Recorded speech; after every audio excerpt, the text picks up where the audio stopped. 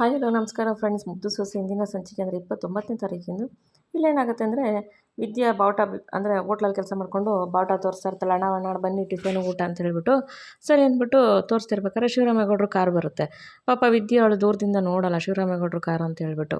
ಹತ್ರಕ್ಕೆ ಬಂದಾಗ ನೋಡ್ತಾಳೆ ಶಿವರಾಮೇಗೌಡರು ಕಾರು ಪಾಸ್ ಆಗುತ್ತೆ ಅವಳ ಮುಂದೆ. ಅಯ್ಯೋ ಮಾವಯ್ಯ ಅಂತಂದ್ಬಿಟ್ಟು ತಲೆ ಹಂಗೆ ಬಗ್ಗಿಸ್ಕೊಬಿಡ್ತಾಳೆ. ಶಿವರಾಮೇಗೌಡರು ನೋಡ್ಬಿಟ್ಟು ದೂರ ಹೋಗಿ ಕಾರ್ ನಿಲ್ಲಿಸ್ತಾರೆ. ಕಾರ್ ನಿಲ್ಸಿದ ತಕ್ಷಣ ಅಯ್ಯೋ ನಿಲ್ಲಿಸ್ತಾವ್ರೆ, ಹಿಂಗೆ ಬರ್ತಾರೆ ಅಂತ ಕಾಣ್ತೈತೆ. ಅಯ್ಯೋ ಎಂಥ ಕೆಲಸ ಮಾಡ್ಬಿಟ್ನಪ್ಪ ಶಿವನೇ ನಾನು, ಅದು ಮಾವಯ್ಯನ ಕಾರು ಅಂತ ನಂಗೆ ಗೊತ್ತೇ ಆಗಲಿಲ್ವೇ, ಹತ್ರ ಬಂದಾಗ ನೋಡಿದೆ ಅಂತಂದ್ಬಿಟ್ಟು ಸರಿ ಅಂದ್ಬಿಟ್ಟು ಶಿವರಾಮೇಗೌಡರು ಕಾರಿಂದ ಎಳಿತಾರೆ. ಹಿಂಗೆ ಬರ್ತಾ ಇರಂಗವ್ರೆ, ಅಂದ್ಬಿಟ್ಟು ಅಲ್ಲಿಂದ ಓಡ್ಬಿಟ್ಟು ಹೋಟ್ಲೊಳಗೆ ಹೊಂಟೋಯ್ತಾಳೆ. ಹೋಟ್ಲೊಳಗೆ ಹೋಯ್ತಿದ್ದಂಗೆ ಹೋಟ್ಲು ಓನರು ಯಾಕವ ವಿದ್ಯೆ ಹಿಂಗೆ ಕೊಡು ಬರ್ತಾ ಇದೆಯಾ ಅಂದಾಗ ಅಣ್ಣ ಅದು ಅಂತ ಹಿಂದೆ ತಿರುಗಿ ನೋಡ್ತಾಳೆ. ಶಿವರಾಮೇಗೌಡರು ಬರ್ತಾ ಇರ್ತಾರೆ. ಮಂತ್ರಿ ಶಿವರಾಮೇಗೌಡರು ಬರ್ತಾವ್ರೆ. ಅವ್ವ ಮಂತ್ರಿ ಶಿವರಾಮೇಗೌಡರು ನಿಮ್ಮ ಮಾವ ತಾನೇ ಅಂದಾಗ ಹ್ಞೂ ಅಣ್ಣ ಅದು ನಿಮ್ಗೆ ಹೆಂಗೆ ಗೊತ್ತು ಅಂದಾಗ ನನಗೆ ಹೆಂಗೋ ಗೊತ್ತಾಯ್ತು ಬಿಡವ ಅಂದಾಗ ಅಣ್ಣ ಅದು ನಾನು ಇಲ್ಲಿ ಕೆಲಸ ಮಾಡ್ತಿರೋದು ಅವ್ರಿಗೆ ಗೊತ್ತಿಲ್ಲ ಅಣ್ಣ ಅಂತ ವಿದ್ಯೆ ಅಂತಾಳೆ. ಹೌದಾ ಗೊತ್ತಿಲ್ವಾ, ಏನವ್ವ ಇಂಥ ಕೆಲಸ ಮಾಡಿಬಿಟ್ಟೆ, ಹೋಗವ ಮೊದಲು ಹೋಗವ ಮೊದಲು ನೀನು ಅಂತ ಅಂದ್ಬಿಟ್ಟು ಹೋಟ್ಲ್ ಓನರ್ ಹೇಳ್ತಾರೆ. ವಿದ್ಯೆ ಒಳಗೆ ಓದ್ಕೊತಾಳೆ. ಶಿವರಾಮೇಗೌಡರು ಒಳಗೆ ಬರ್ತಾರೆ. ಸರ್ ಸಾಹೇಬ್ರೆ ಬನ್ನಿ ಕೂತ್ಕೊ ಬನ್ನಿ, ಬಡವನ ಮನೆಗೆ ಬಾಗಿ ಬಂದಂಗೆ ಆಯಿತು, ಕೂತ್ಕೊಳ್ಳಿ, ಬಡವನ ಹೋಟ್ಲಿಗೆ ಬಂದುಬಿಟ್ಟಿದ್ದೀರಾ, ಕೂತ್ಕೊಳ್ಳಿ ಸಾಹೇಬ್ರೆ ಅಂತ ಅಂದ್ಬಿಟ್ಟು ಕೂರಿಸ್ತಾರೆ. ಸಾಹೇಬ್ರೆ ಏನು ಕೊಡಲಿ, ತಿಂಡಿ ಕಾಫಿ ಏನು ಕೊಡಲಿ ಅಂದಾಗ ತಿಂಡಿ ಏನು ಬೇಡ, ಎಲ್ಲರದ್ದು ತಿಂಡಿ ಆಗೈತೆ, ಕಾಫಿ ಕುಡಿಬೇಕು, ಎಲ್ಲರಿಗೂ ಕಾಫಿ ತಗೊಬನ್ನಿ ಅಂತ ಅಂದ್ಬಿಟ್ಟು ಶಿವರಾಮೇಗೌಡರು ಹೇಳ್ತಾರೆ. ಸ್ಪೆಷಲ್ ಕಾಫಿ ಹಾಕಪ್ಪ ಅಂತ ಅಂದ್ಬಿಟ್ಟು ಹೋಟ್ಲ್ ಓನರ್ ಅವ್ರಿಗೆ ಹೇಳ್ತಾರೆ ಅಲ್ಲಿ ಕಾಫಿಗೆ. ಸರಿ ಅಂದ್ಬಿಟ್ಟು ಕಾಫಿ ಹಾಕ್ಕೊಂಡು ಒಬ್ಬರು ತಗೊಬರ್ತಾರೆ. ಅವಾಗ ಇವರಲ್ಲ ಹೆಣ್ಮಗಳು ಕೈಲಿ ಕಳಿಸಿ ಅಂತ ಶಿವರಾಮೇಗೌಡರು ಹೇಳ್ತಾರೆ. ಸರಿ ಅಂದ್ಬಿಟ್ಟು ಹೋಗು ಅಂತ ಅಂದ್ಬಿಟ್ಟು ಹೋಟ್ಲ್ ಓನರ್ ಸನ್ನೆ ಮಾಡ್ತಾರೆ. ಆ ಹುಡುಗವ್ರು ಹೋಗಿ ಒಬ್ಬರಮ್ಮ ತೊಗೊಂಡು ಬರ್ತಾರೆ ಕಾಫಿ ತಗೊಬಂದಾಗ ಇವರಲ್ಲ ಅಲ್ಲಿ ಬಾವುಟ ಬೀಸ್ತಿತ್ತಲ್ಲ ಹೆಣ್ಮಗಳು, ಆ ಹೆಣ್ಮಗಳನ್ನ ಕೈಲಿ ಕಳಿಸಿ ಅಂತಂದ್ಬಿಟ್ಟು ಶಿವರಾಮೇಗೌಡರು ಹೇಳ್ತಾರೆ. ಆವಾಗ ಸರಿ ವಿದ್ಯಾ ಎದ್ರುಕೊತಿರ್ತಾಳೆ. ಅಯ್ಯೋ ಏನಪ್ಪ ಮಾಡೋದು ಇವಾಗ, ಎಂಥ ಕೆಲಸ ಮಾಡ್ಕೊಬಿಟ್ಟೆ ನಾನು ಅಂತ ವಿದ್ಯೆ ಅನ್ಕೊಂತಿರ್ತಾಳೆ. ಆಮೇಲೆ ಸರಿ ಆ ಹೆಣ್ಮಗು ಕೈಲಿ ಕಳಿಸಿ ಅಂತ ಹೇಳಿರ್ತಾರಲ್ಲ, ಹೋಟ್ಲ್ ಓನರ್ ಸನ್ನೆ ಮಾಡ್ತಾರೆ ಹೋಗಿ ಕಳಿಸು ಅಂತ ಹೇಳ್ಬಿಟ್ಟು ಅವ್ರು ಹೋಗಿ ಆ ಅಮ್ಮ ವಿದ್ಯೆನ ಕೈ ಕಾಫಿ ಕೊಡ್ತಾರೆ. ವಿದ್ಯೆ ಅಲ್ಲಿಂದ ಕಾಫಿ ತಗೊಂಡು ನಡಿಕೊಂಡು ಭಯವಾಗೇ ಬರ್ತಾಳೆ. ಭಯವಾಗಿ ಬಂದು ಮುಂದೆ ನಿಂತ್ಕೊಂತಿದ್ದಂಗೆ ಶಿವರಾಮೇಗೌಡರ ಜೊತೆ ಇರ್ತಾರಲ್ಲ ಅವರು, ವಿದ್ಯಾ ಮೇಡಮು ಅಂತಾರೆ. ಆಮೇಲೆ ಶಿವರಾಮೇಗೌಡರ ಜೊತೆ ಬಂದಿರೋರು, ಶಿವರಾಮೇಗೌಡರ ಸೊಸೆನೇ, ಮಗಂದು ಸೊಸೆ ಇಬ್ರದ್ದು ಡೈವರ್ಸ್ ಕೇಸ್ ನಡೀತಾ ಇತ್ತಲ್ಲ, ಅದಕ್ಕೆ ಆ ಹುಡುಗಿ ಇಲ್ಲೇನೋ ಕೆಲಸ ಮಾಡ್ತಾವ್ರೆ ಅನಿಸುತ್ತೆ, ಅವ್ರವ್ರ ಮನೆಗಳಲ್ಲಿ ಏನೇನು ಇರುತ್ತೋ ಯಾರಿಗೆ ಗೊತ್ತು ಅಂತ ಅಂದ್ಬಿಟ್ಟು ಮಂತ್ರಿ ಶಿವರಾಮೇಗೌಡರು ಹೋಟ್ಲು ಸೊಸೆ ಹೋಟ್ಲಲ್ಲಿ ಕೆಲಸ ಮಾಡ್ತಾರೆ ಅಂತ ಏನೇನೋ ಮಾತಾಡ್ಕೊತಿರ್ತಾರೆ. ಶಿವರಾಮೇಗೌಡರು ಮನ್ಸಿಗೆ ತುಂಬಾ ಬೇಜಾರಾಗ್ಬಿಡುತ್ತಲ್ಲಿ. ಅವಾಗ ಏನು ಮಾಡ್ತಾರೆ, ವಿದ್ಯೆ ಕಾಫಿ ತಗೊಬಂದು ಅವ್ರ ಕೈ ಕೊಡೋಂಗೆ ಅವ್ರ ಮುಂದಕ್ಕೆ ಇಕ್ತಾಳೆ. ಕಾಫಿ ಲೋಟ ಹಿಡ್ಕೋತಾರೆ. ಅವ್ರ ಕೋಪ ತಡೆಯೋಕ್ಕಾಗಲ್ಲ, ಅಲ್ಲಿ ಏನೂ ಮಾತಾಡೋಲ್ಲ. ವಿದ್ಯೆ ಮುಖ ನೋಡ್ಬಿಟ್ಟು ಅವಳು ಭಯವಾಗೇ ಇರ್ತಾಳೆ. ಕಾಫಿ ಕೊಡ್ಬೇಕಾದ್ರೆ ಕೈ ನಡುಕ್ತಾನೇ ಇರ್ತೈತೆ. ನಡಿಕೊಂಡೆ ಕಾಫಿ ಕೈಗೆ ಬಿಡಿಸ್ಬಿಟ್ಟು ಕೈ ಅಲ್ಲಿಡ್ತಾಳೆ. ಕಾಫಿ ಕೈಗೆ ಎತ್ಕೋತಾರೆ, ಕುಡಿಯೋಲ್ಲ. ಆಮೇಲೆ ಅಲ್ಲಿರೋರೆಲ್ಲ ನನಗೆ ಕಾಫಿ ಬೇಡ, ನೀವೆಲ್ಲ ಕುಡ್ಕೊಬನ್ನಿ ಅಂತ ಹೇಳ್ಬಿಟ್ಟು ಶಿವರಾಮೇಗೌಡರು ಹೊಂಟೋಯ್ತಾರೆ. ಆಮೇಲೆ ಸರಿ ಅಂದ್ಬಿಟ್ಟು ಎಲ್ಲರೂ ಹೋದ್ಮೇಲೆ ವಿದ್ಯಾ ಸ್ವಲ್ಪ ಸಮಾಧಾನ ಆಯ್ತಾಳೆ. ಅವಾಗ ಹೋಟ್ಲನು, ನಿನ್ನ ಸಂಬಳ ಎಷ್ಟೋದು ಅಷ್ಟು ಕೊಟ್ಬಿಡ್ತೀನಿ, ನೀನು ಇವಾಗ ಮೊದಲು ಇಲ್ಲಿಂದ ಹೊಂಟೋಗ್ಬಿಡವ, ನಾಳೆಯಿಂದ ಕೆಲ್ಸಕ್ಕೆ ಬರಬೇಡ ಅಂತಂದಾಗ ಯಾಕಣ ಅಂತಾಳೆ. ಅಲ್ಲ ಕಣವ, ನೀನು ಇಲ್ಲಿ ಕೆಲಸ ಮಾಡ್ತಿರೋದು ನಿಮ್ಮ ಮಾವ್ರಿಗೆ ಏನಾದ್ರು ಗೊತ್ತಾಗ್ಬಿಟ್ರೆ ನನಗೆ ಕಷ್ಟ ಆಯ್ತದೆ ಕಣವ, ನಾನು ಬಡವ ಕಣವ, ಈ ಹೋಟ್ಲು ನಂಬ್ಕೊಂಡು ನಾನು ಹೆಂಡತಿ ಮಕ್ಳನ್ನ ಸಾಕ್ತಿದ್ದೀನಿ ಕಣವ, ಬಡವನ ಹೊಟ್ಟೆ ಮೇಲೆ ಹೊಡಿಬೇಡ ಕಣವ, ನಿನ್ನ ಕೈ ಮುಗಿತೀನಿ, ನೀನು ಚಿಕ್ಕವಳಾದ್ರೂ ಪರವಾಗಿಲ್ಲ ಕಣವ, ನಿನ್ನ ಕೈ ಮುಗಿತೀನಿ, ನಾಳೆಯಿಂದ ನೀನು ಕೆಲ್ಸಕ್ಕೆ ಬರಬೇಡ ಕಣವ, ನನಗೆ ತೊಂದರೆ ಕೊಡಬೇಡ ಕಣವ ಅಂತ ಅಂದ್ಬಿಟ್ಟು ಹೋಟ್ಲ್ ಓನರ್ ಕೇಳ್ಕೊತಾರೆ. ಅಣ್ಣ ಹಂಗೆಲ್ಲ ಏನೂ ಆಗೋಕ್ಕಿಲ್ಲ ಕಣಣ್ಣ ಅಂದಾಗ ಬೇಡ ಕಣವ, ನಾನು ಹೇಳ್ದಂಗೆ ಕೇಳವ, ನನಗೆ ತೊಂದರೆ ಮಾಡಬೇಡ ಕಣವ ನೀನು ಅಂತ ಹೇಳ್ಬಿಟ್ಟು ಇವಾಗ ಹೊಂಟ್ಬಿಡವ ಇಲ್ಲಿಂದ ಅಂತ ಅಂದ್ಬಿಟ್ಟು ಕೈ ಮುಗಿತಾರೆ. ವಿದ್ಯೆ ಸರಿ ಅಣ್ಣ ಆಯಿತು ಅಂತ ಅಂದ್ಬಿಟ್ಟು ಅಲ್ಲಿಂದ ಕೆಲಸದಿಂದ ಹೊಂಟು ಬಂದುಬಿಡ್ತಾಳೆ. ಇಲ್ಲಿ ಅಜ್ಜಿ ಕೂತಿರ್ತಾರೆ. ಅಮ್ಮಮ್ಮ, ಮೋನ ಏನೇ ಇಷ್ಟೊತ್ತಾದರೂ ಶಿವರಾಮೇಗೌಡ ಗೋವಿಂದ ಬರಲಿಲ್ಲ ಯಾಕೆ ಅಂದಾಗ ಗೊತ್ತಿಲ್ಲ ಕಣತ್ತೆ, ಮಧ್ಯಾಹ್ನ ಏನೋ ಕೆಲಸ ಐತೆ ಅಂತ ಹೋದ್ರು ಇನ್ನೂ ಬಂದಿಲ್ಲ ಅಂತ ಮೋಹನ ಹೇಳ್ತಾರೆ. ಅಲ್ಲಿ ಶಿವರಾಮೇಗೌಡರು ಗೋವಿಂದ ಬರ್ತಾರೆ. ಅತ್ತೆ ಬಂದರು ನೋಡಿ ಅಂತ ಮೋಹನ ಅಂದಿದ ತಕ್ಷಣ ಇದ್ಯಾಕಪ್ಪ ಶಿವರಾಮ ಇಷ್ಟೊತ್ತಕ್ಕ ಹೋಗ್ಬಿಟ್ಟಿದ್ದಲ್ಲಪ್ಪ ಅಂದಾಗ ಸ್ವಲ್ಪ ಕೋಪವಾಗಿ ಇರ್ತಾರೆ. ಯಾಕಪ್ಪ ಶಿವರಾಮ ಏನಾಯಿತು, ಯಾಕೆ ಹಿಂಗೆ ಕೋಪ ಮಾಡ್ಕೊಂಡಿದ್ಯಾ ಅಂತಾರೆ. ಅಷ್ಟರಲ್ಲಿ ಈಶ್ವರಿ, ಚಿತ್ರ, ವಿನಂತಿ, ಸಾವಿತ್ರಿ ಇವರು ಇಷ್ಟು ಜನನೂ ಒಂಥರ ಏನೇನು ನಡೀತಿರೋ ಫಸ್ಟ್ ಸಭೆಗೆ ಅವರೇ ಹಾಜರಾಗ್ಬಿಡ್ತಾರೆ. 4 ಜನನು, ಚಿತ್ರ, ಈಶ್ವರಿ, ವಿನಂತಿ, ಸಾವಿತ್ರಿ ಬಂದು 4 ಜನನೂ ನಿಂತ್ಕೊಂತಾರೆ. ಮೋಹನನು ಅಲ್ಲೇ ಇರ್ತಾರೆ. ಗೋವಿಂದನ ಅಜ್ಜಿ, ಯಾಕ ಶಿವರಾಮ ಕೋಪ ಏನಾಯಿತು ಗೋವಿಂದ ಅಂದಾಗ ಏನೂ ಮಾತಾಡಲ್ಲ. ನಿನ್ನೆ ಅಲ್ವ ನಾವು ಕೇಳ್ತಾ ಇರೋದು ಗೋವಿಂದ, ಏನಾಯಿತು ಅಂದಾಗ ಆಮೇಲೆ ಅದೆಲ್ಲ ಹೇಳ್ತೀನಿ, ಮೊದಲು ನಿನ್ನ ಮೊಮ್ಮಗಳು ವಿದ್ಯೆ ಅವಳಲ್ಲ ಬರೋಕ್ಕೆ ಹೇಳು ಅಂತ ಗೋವಿಂದ ಹೇಳ್ತಾರೆ. ವಿದ್ಯೆನಾ ಯಾಕೋ ಅಂದಾಗ, ನೀನು ಬರೋಕ್ಕೆ ಹೇಳವ ಎಲ್ಲ ಅರ್ಥ ಆಯ್ತೈತೆ ನಿಂಕೇನೆ ಅಂತ ಅಂದ್ಬಿಟ್ಟು ಗೋವಿಂದ ಹೇಳ್ತಾರೆ. ಸರಿ ಅಂದ್ಬಿಟ್ಟು ಅಮ್ಮಮ್ಮ ಫೋನ್ ತಗೊಂಡು ವಿದ್ಯೆಗೆ ಫೋನ್ ಮಾಡ್ತಾರೆ. ವಿದ್ಯೆ ಅವಾಗ ತಾನೇ ಮನೆಗೆ ಬರ್ತಾಳೆ. ಅವಾಗ ಫೋನ್ ಮಾಡಿದ ತಕ್ಷಣ, ಅಯ್ಯೋ ಅಮ್ಮಮ್ಮ ಫೋನ್ ಮಾಡ್ತಾರೆ, ಹೇಳಿ ಅಮ್ಮಮ್ಮ ಅಂತಾಳೆ. ಎಲ್ಲಿದೆಯಾ ವಿದ್ಯೆ ಅಂದಾಗ, ಅಮ್ಮಮ್ಮ ಇವಾಗ ತಾನೇ ಹಟ್ಟಿಗೆ ಬಂದೆ ಹೇಳಿ ಅಂದಾಗ, ಹೊಸಿ ಬಾಯಿಲಿ ಅಂದಾಗ, ಸರಿ ಅಮ್ಮಮ್ಮ ಬರ್ತೀನಿ ಅಂತ ವಿದ್ಯೆ ಅಲ್ಲಿಂದ ಭಯವಾಗೇ ಬಂದು ನಿಂತ್ಕೊತಾಳೆ. ಭದ್ರನೂ ಬಂದು ನಿಂತಿರ್ತಾರೆ ಅಲ್ಲೇನೆ. ಆಮೇಲೆ ಸರಿ ಅಂದ್ಬಿಟ್ಟು ಒಳಗೆ ಬಂದು ನಿಂತ್ಕೊತಾಳೆ. ಆಮೇಲೆ ಯಾಕೆ ಏನಾಯ್ತು ಗೋವಿಂದ ಹೇಳೋದಾಗ, ನನ್ನೇನು ಕೇಳ್ತೀರಾ, ನಿನ್ನ ಮೊಮ್ಮಗಳನ್ನೇ ಕೇಳ್ರವ ಅಂತ ಅಂದ್ಬಿಟ್ಟು ಗೋವಿಂದ ಹೇಳ್ತಾರೆ. ಅದೇನಾಯಿತು ಅಂತ ಹೇಳ್ಬಾರ್ದಾ ಅಂದಾಗ, ಆಮೇಲೆ ಶಿವರಾಮೇಗೌಡರು, ಅವ್ವ ಅವಳು ಎಲ್ಲಿಂದ ಬರ್ತಾವಳೆ ಅಂತ ಹೊಸಿ ಕೇಳವ ಅಂತ ಶಿವರಾಮೇಗೌಡರು ಹೇಳ್ತಾರೆ. ಅವಾಗ, ಅಮ್ಮಮ್ಮ ನಾನು ಹೋಟ್ಲಿಂದ ಕೆಲಸ ಮಾಡ್ಕೊಂಡು ಈಗ ತಾನೇ ಹಟ್ಟಿಗೆ ಬಂದೀನಿ ಅಮ್ಮಮ್ಮ. ಮಾವಯ್ಯ ಹೋಟ್ಲಿಂದ ಕೆಲಸ ಬಂದೆ ಮಾವಯ್ಯ ಅಂತ ಅಂದ್ಬಿಟ್ಟು ಶಿವರಾಮೇಗೌಡರ ಮುಂದೆ ಹೇಳ್ತಾಳೆ.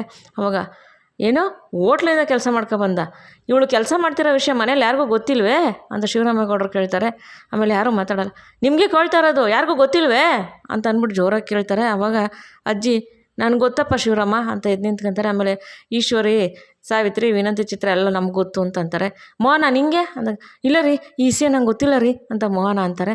ಹೌದಾ, ಈ ವಿಷಯ ಎಲ್ರಿಗೂ ಗೊತ್ತಿದ್ದೂ ಯಾರು ಹೇಳಿಲ್ಲ ಅಲ್ವಾ ಅಂತ ಅಂದ್ಬಿಟ್ಟು ಶಿವರಾಮೇಗೌಡರು ಹೇಳ್ತಾರೆ. ಅವಾಗ ಈಶ್ವರಿ, ಬಾವ ನಾನು ಏಟೋಕಿತ್ತ ಅವಳಿಗೆ ಹೇಳಿದ್ದೀನಿ ಬಾವ, ನೋಡು ನೀನು ಶಿವರಾಮೇಗೌಡರು ಸೊಸೆಯಾಗಿ ಇವೆಲ್ಲ ಕೆಲಸ ಮಾಡಬೇಡ, ನಮ್ಮ ಬಾವಂಗೆ ಅವಮಾನ ಆಯ್ತೈತೆ, ನಮ್ಮ ಮುಟ್ಟಿಗೆ ಅವಮಾನ ಆಯ್ತೈತೆ, ಈ ಕೆಲಸ ಮಾಡಬೇಡ ಅಂತ ನಾನು ಏಟೋಕಿತ್ತ ಗಿಣಿಗೆ ಹೇಳ್ದಂಗೆ ಹೇಳಿದ್ದೀನಿ ಬಾವ. ಆದರೆ ಇವಳು ನನ್ನ ಮಾತೇ ಕೇಳಲಿಲ್ಲ ಬಾವ, ನನ್ನ ಇಷ್ಟ, ನನ್ನ ಸ್ವಾಭಿಮಾನ, ನಾನು ದುಡಿಬೇಕು ಅಂತ ಹೇಳ್ತಾಳೆ ಬಾವ. ಯಾರು ಮರ್ಬೋದು ಹೋದ್ರೆ ನನಗೇನು ಅಂತ ನನಗೆ ಅಂದ್ಬಿಟ್ಲು ಬಾವ ಅಂತ ಈಶ್ವರಿ ಹೇಳ್ತಾರೆ. ಪಾಪ ವಿದ್ಯೆ ಹಂಗೆಲ್ಲ ಹೇಳೇ ಇರೋಲ್ಲ ಅದನ್ನು. ಆಮೇಲೆ ಸರಿ ಅಂದ್ಬಿಟ್ಟು ಚಿತ್ರ, ನಮ್ಮ ದೊಡ್ಡಪ್ಪನ ಮರ್ಯಾದೆ ಏನಾಗಬೇಕು ಅಂತ ನಾನು ಹೇಳ್ದೆ ದೊಡ್ಡಪ್ಪ, ಆದರೆ ನನ್ನ ಮಾತೇ ಕೇಳಲಿಲ್ಲ ಇವಳು ಅಂತ ಅಂದ್ಬಿಟ್ಟು ಚಿತ್ರನೂ ಅಂತಾಳೆ. ಅವಾಗ ಸಾವಿತ್ರಿ, ಕಣಣ್ಣ, ನಾನು ಈ ಹೋಟ್ಲು ಕೆಲಸ ಎಲ್ಲ ನಮ್ಗೆ ಬರೋಕ್ಕಿಲ್ಲ ಕಣೆ, ಈ ಕೆಲಸ ಎಲ್ಲ ಮಾಡಬೇಡ, ನಮ್ಮ ಮರ್ಯಾದೆ ಏನಾಗಬೇಕು, ನಮ್ಮ ಅಣ್ಣನ ಮರ್ಯಾದೆ ಏನಾಗಬೇಕು ಅಂತ ನಾನು ಹೇಳ್ದೆ ಕಣಣ್ಣ, ಅದೇನೋ ಸ್ವಾಭಿಮಾನ ಹಂಗೆ ಹಿಂಗೆ, ಅದೇನೋ ಹೇಳ್ದಲ್ಲ ಅವತ್ತು ಇಷ್ಟಿಷ್ಟುದ್ದ ಭಾಷಣ ಬಿಟ್ಟಲ್ಲ, ಹೇಳು ಇವಾಗ ನಮ್ಮ ಅಣ್ಣನ ಮುಂದೆ ಅಂತ ಅಂದ್ಬಿಟ್ಟು ಸಾವಿತ್ರಿ ಹೇಳ್ತಾಳೆ. ಅವಾಗ ವಿನಂತಿ, ದೊಡ್ಡ ಮಾವ ನಾನು ಹೇಳಿದೆ ನೋಡು, ನೀನು ನಂಗೆ ಕೆಲಸಕ್ಕೆಲ್ಲ ಹೋಗ್ಬೇಡ, ನಮ್ಮ ದೊಡ್ಡ ಮಾಮನ ಮರ್ಯಾದೆನೇ ಬೇಕು, ಇನ್ನು ಭದ್ರ ಮಾಮನೂ ನೀನು ಇಬ್ಬರೂ ಇನ್ನೂ ಡೈವರ್ಸ್ ಆಗೋ ಗಂಟನೂ ನೀವು ಗಂಡ ಹೆಂಡ್ತೀನಿ ಅಲ್ವಂತ ಎಲ್ಲ ಹೇಳ್ದೆ ದೊಡ್ಡ ಮಾಮ, ಆದರೆ ನಿಮ್ಮ ಭದ್ರ ಮಾಮನ ಕಟ್ಕೊಂಡು ನನಗೇನು, ಯಾರು ಮರ್ವಾದ್ರೆ ಹೋದ್ರೆ ನನಗೇನು ಅಂತ ನನಗೇ ಅಂದ್ಬಿಟ್ಲು ದೊಡ್ಡ ಮಾಮ ಅಂತ ವಿನಂತಿ ಕೂಡ ಹೇಳ್ತಾರೆ. ಆದರೆ ಅವ್ರು ಯಾರೂ ಆ ಥರ ಕೇಳೇ ಇರಲ್ಲ, ಎಲ್ಲ ವಿದ್ಯೆನ ಮೇಲೇನೇ, ವಿದ್ಯೆಂದೇ ತಪ್ಪು ಅನ್ನೋ ಥರ ಎಲ್ಲ ಮಾತಾಡ್ತಿರ್ತಾರೆ.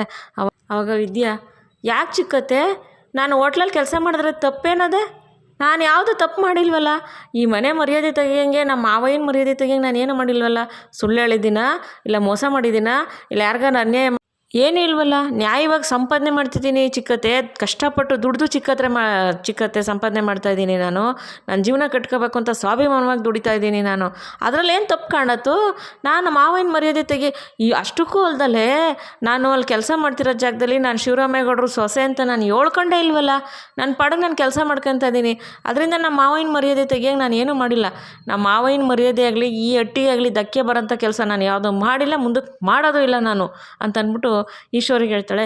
ನೋಡ್ದ ಬಾವ, ನೋಡಿ ಹೆಂಗೆ ನಿಮ್ಮ ಮುಂದೆನೇ ಹೆಂಗೆ ತಿರ್ವಾಕೊಂಡು ಮಾತಾಡ್ತಾಳೆ ನೋಡಿ ಅಂತ ಅಂದಿದ ತಕ್ಷಣ ಸಾವಿತ್ರನ, ಕಣಣ್ಣ, ನಾವು ಹೇಳೋಕ್ಕೋದ್ರೆ ಹಿಂಗೆ ಮಾತಾಡ್ತಾಳೆ ಅಂತ ಸಾವಿತ್ರಿ ಅಂತಾರೆ. ಅವಾಗ ಸಾವಿತ್ರಮ್ಮ, ನಾನು ಏನು ತಪ್ಪು ಮಾಡಿದೆ ಅಂತ ನೀವು ಹೇಳ್ತಿದ್ದೀರಾ, ನಾನು ನಮ್ಮ ಮಾವಿನ ಮರ್ಯಾದೆ ಯಾವಾಗ ತೆಗ್ದಿದ್ದೀನಿ ಅಂತ ನೀವು ಹೇಳ್ತಾ ಇದ್ದೀರಾ, ಇಲ್ಲ ಸಾವಿತ್ರಮ್ಮ, ನಾನು ಹೋಟೆಲ್ ಕೆಲಸ ಮಾಡ್ಕೊಂಡು ಸ್ವಾಭಿಮಾನವಾಗಿ ನಾನು ಬದುಕ್ತಿರೋದು ತೆಪ್ಪೆ ಸಾವಿತ್ರಮ್ಮ, ನಾನು ನಿಯತ್ತಾಗಿ ಸ್ವಾಭಿಮಾನವಾಗಿ ಬದುಕ್ತಿದ್ದೀನಿ ಸಾವಿತ್ರಮ್ಮ, ಮಾವಯ್ಯನ ತಲೆ ತಗ್ಸೋ ಕೆಲಸ ನಾನು ಏನೂ ಮಾಡಿಲ್ವಲ್ಲ, ಅದನ್ನು ಹೆಂಗೆ ಹೇಳ್ತಿದ್ದೀರಾ ನೀವು ಅಂತ ಅಂದ್ಬಿಟ್ಟು ಸಾವಿತ್ರಿಗೆ ಹೇಳ್ತಾಳೆ.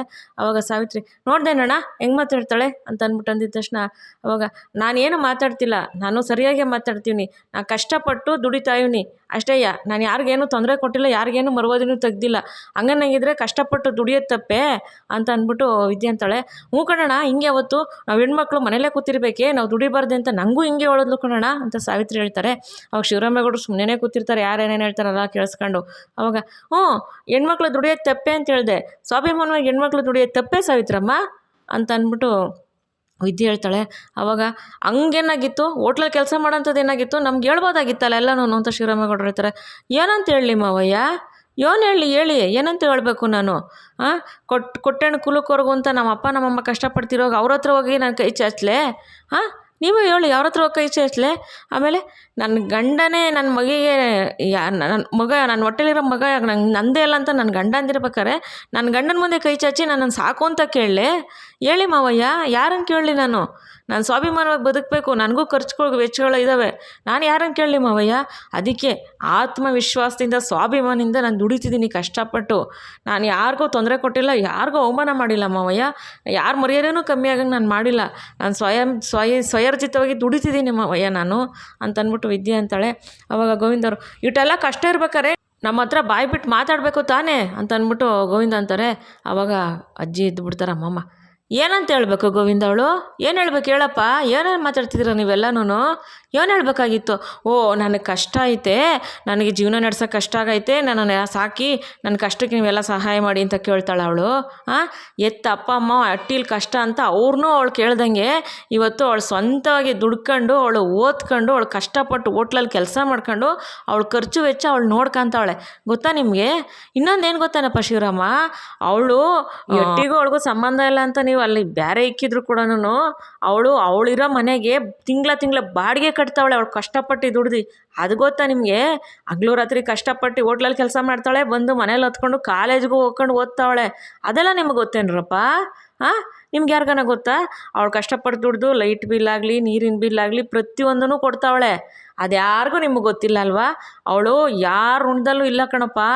ಅವಳ ಕೆಲಸ ಅವಳು ಮಾಡ್ಕೊಂಡು ಅವಳ ಖರ್ಚು ವೆಚ್ಚ ಅವಳು ನೋಡ್ಕೊತಾವಳೆ. ಅವಳಿರೋ ಮನೆಗೆ ಬಾಡಿಗೆ ಕೊಟ್ಕೊಂಡು ಅವಳೆ ಕಣಪ್ಪ, ಯಾರಿಗೂ ತೊಂದರೆ ಕೊಡ್ತಾಯಿಲ್ಲ ಕಣಪ್ಪ. ಅವಳು ಎಷ್ಟು ಕಷ್ಟಪಟ್ಟು ದುಡಿತಾವಳೆ ಅನ್ನೋದು ನಮಗೆ ಮಾತ್ರ ಗೊತ್ತು ಕಣಪ್ಪ.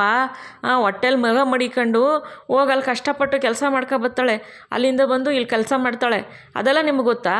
ಕೋರ್ಟು 6 ತಿಂಗಳು ಗಂಡ ಹೆಂಡ್ತಿ ಜೊತೆಲಿರಬೇಕು ಅಂತ ಹೇಳೈತಲ್ಲ, 6 ತಿಂಗಳು ಅವಳ ಜೀವನ ಹೆಂಗೆ ನಡೆಸ್ತಾಳಪ್ಪ?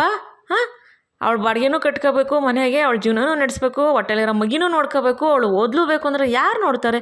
ಯಾರು ಮಾಡ್ತಾವ್ರಪ್ಪ ಅವಳಿಗೆ? ಅವಳು ಕಷ್ಟಪಟ್ಟು ಅವಳು ಮಾಡ್ಕೊತಾವಳೆ, ಅವಳ ಬಗ್ಗೆ ಯಾರೂ ತಲೆ ಕೆಡ್ಸ್ಕೊತಾ ಇಲ್ಲ. ಅದು ತಪ್ಪಾ ಅಂದಾಗ, ಇದೇನವ್ವ ನೀನು ಅವಳಿಗೆ ಸಪೋರ್ಟ್ ಮಾಡ್ತೀಯಾ ಅಂತ ಸಾವಿತ್ರಿ ಹೇಳ್ತಾಳೆ. ಏಯ್ ಅವಳಿಗೆಲ್ಲ ಕಣೆ, ನೀಯತ್ತಾಗಿ ಕಷ್ಟಪಟ್ಟು ದುಡಿತಾರ ಎಲ್ಲ ಹೆಣ್ಮಕ್ಳಿಗೂ ನಾನು ಸಪೋರ್ಟ್ ಮಾಡ್ತೀನಿ ಕಣೆ. ಆ ಸ್ವಾಭಿಮಾನ ಅನ್ನೋದು ನಿಮ್ಗೇನ ಗೊತ್ತಾ? ನಿಮ್ಗೆ ಅವೆಲ್ಲ ಗೊತ್ತಿಲ್ಲ, ಯಾಕೆಂದರೆ ನೀವು ಅದ್ರ ಬಗ್ಗೆ ತಲೆ ಕೆಡಿಸ್ಕೊಳ್ಳಲ್ಲ. ಅದು ಅಲ್ಲದೆ ಅದ್ರ ಅರ್ಥನೂ ನಿಮಗೆ ಗೊತ್ತಿಲ್ಲ, ಅದ್ರ ಬೆಲೆನೂ ನಿಮಗೆ ಗೊತ್ತಿಲ್ಲ. ಅವಳು ಕಷ್ಟಪಟ್ಟು ದುಡಿದು ಸ್ವಾಭಿಮಾನವಾಗಿ ಬದುಕ್ತಾವಳಲ್ಲ, ಅದಕ್ಕೆ ಅವಳಿಗೆ ಅದ್ರ ಬೆಲೆ ಗೊತ್ತದೆ. ಯಾರಿಗೂ ತೊಂದರೆ ಆಗಂಗಾಗಲಿ ಮನೆಯವ್ರಿಗೆ ಅವಮಾನ ಆಗಂಗಾಗಲಿ ಅವಳು ಯಾವತ್ತೂ ಕೆಲಸ ಮಾಡಿಲ್ಲ, ಮುಂದಕ್ಕೆ ಮಾಡೋದು ಇಲ್ಲ ಅವಳು. ಅರ್ಥ ಐತೆ ಅಂತ ಅಂದ್ಬಿಟ್ಟು ವಿದ್ಯೆನ ವಹಿಸ್ಕೊತಾರೆ. ಅವಾಗ ಭದ್ರ ಎಲ್ಲ ತಲೆ ಬಗ್ಗಿಸ್ಬಿಡ್ತಾರೆ. ಭದ್ರ ಎಲ್ಲ ತಲೆ ಬಗ್ಗಿಸ್ಕೊಂಡು ಈಶ್ವರಿ ಮತ್ತು ಸಾವಿತ್ರಿಯನ್ನು ತಲೆ ಬಗ್ಗಿಸ್ಕೊಂಡು ನಿಂತಿರ್ತಾರೆ. ಅವಾಗ ಎಲ್ಲೇ ಮಾತಾಡ್ರಿ, ಏನೋ ಸ್ವಾಭಿಮಾನ ಹಂಗೆ ಹಿಂಗೆ ಅಂತೆಲ್ಲನೂ ವಿದ್ಯಾ ಅಂದ್ಲು ಅಂತೆಲ್ಲ ಹೊಂಚಿದ್ದೀರಲ್ಲ, ನೀವೆಲ್ಲ ಮಾತಾಡ್ರಿ. ಯಾಕೆ ನೀವೆಲ್ಲ ಮಾತಾಡೋಕ್ಕೆ ಹಾಕಿಲ್ಲ ಅಲ್ವಾ? ಯಾಕೆಂದರೆ ನೀವೇನು ಕಷ್ಟಪಡಲಿಲ್ವಲ್ಲ, ನೀವು ಕಷ್ಟಪಟ್ಟು ದುಡಿತಿಲ್ಲ, ನಿಮ್ಗೆ ಅದ್ರ ಬೆಲೆನೂ ಗೊತ್ತಿಲ್ಲ. ಅದರಿಂದ ನೀವೆಲ್ಲರೂ ಅವಳ ಬಗ್ಗೆ ಮಾತಾಡ್ತಿದ್ದೀರಲ್ವಾ? ಇವಾಗ ನೀವು ಮಾತಾಡ್ರಿ ಮತ್ತೆ ಅವಳ ಬಗ್ಗೆ. ಅವಳು ನೀಯತ್ತಾಗ ಅವಳೆ ಕಂಡ್ರೆ ಈ ಮನೆ ಮರ್ಯಾದೆ ತೆಗಿಯೋಕ್ಕಾಗಲಿ ಅವಮಾನ ಮಾಡೋಕ್ಕಾಗಲಿ ಅವಳು ಯಾವತ್ತೂ ಮಾಡಿಲ್ಲ, ಮಾಡೋದು ಇಲ್ಲ.